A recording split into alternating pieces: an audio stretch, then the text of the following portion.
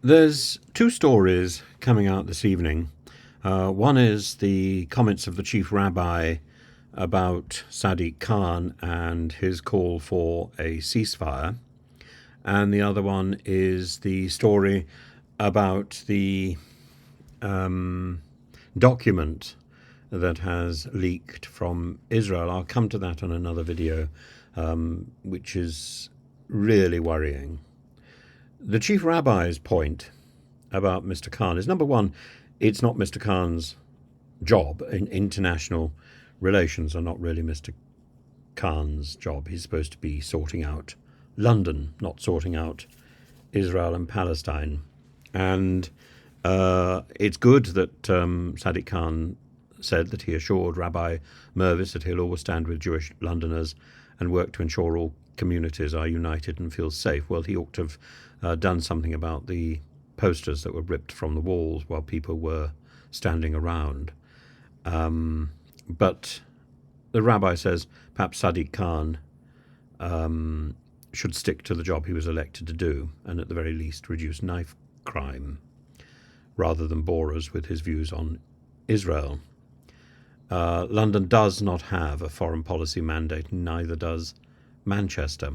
So both Sadiq Khan and Andy Burnham, and to a certain extent the Labour leader Anas Sawar, are straying into territory which is inappropriate. On the other hand, a call for peace is entirely in place, and a call for an end in fighting is entirely in place.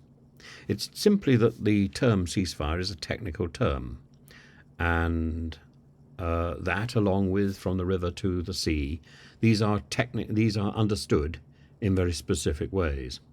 And it doesn't really matter whether David Lammy or others say, well, there's a gradient in collective responsibility. It's about using trigger terms, and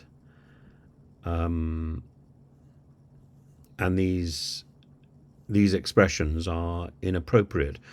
The call for a ceasefire, that specific call from a senior member of the political body, is ultimately irresponsible, because it's not going to achieve anything. And so all it does is rabble-rouse, and that is not it's not positive. And it also does a lot to shore up the Hamas terrorist position. So if there were a ceasefire as envisaged, then in some ways it justifies the Hamas attack on the 7th of October, which can never be the case. Hamas needs to be eradicated. How that's done, now that's where I'm afraid I would join calls for a humanitarian corridor. I would join calls for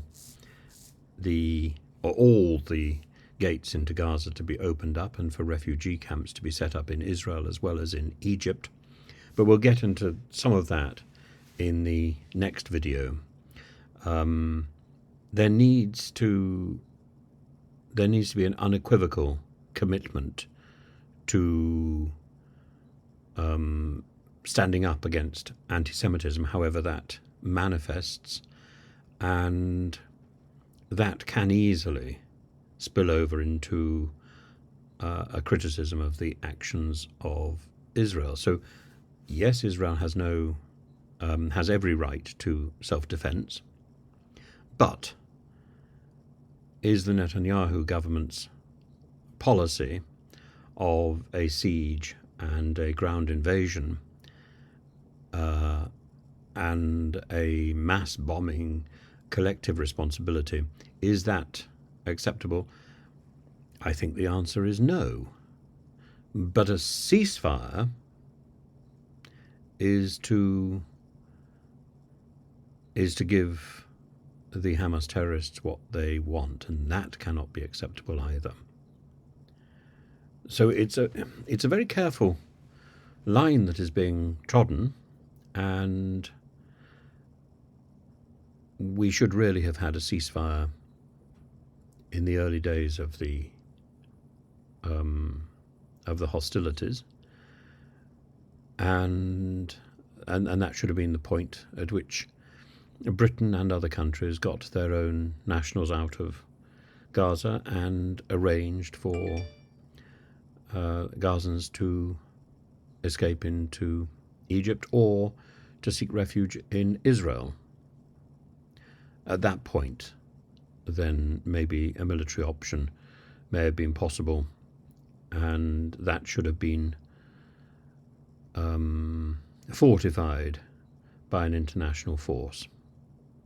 So I think there should have been more time between the October the 7th event and the Israeli response.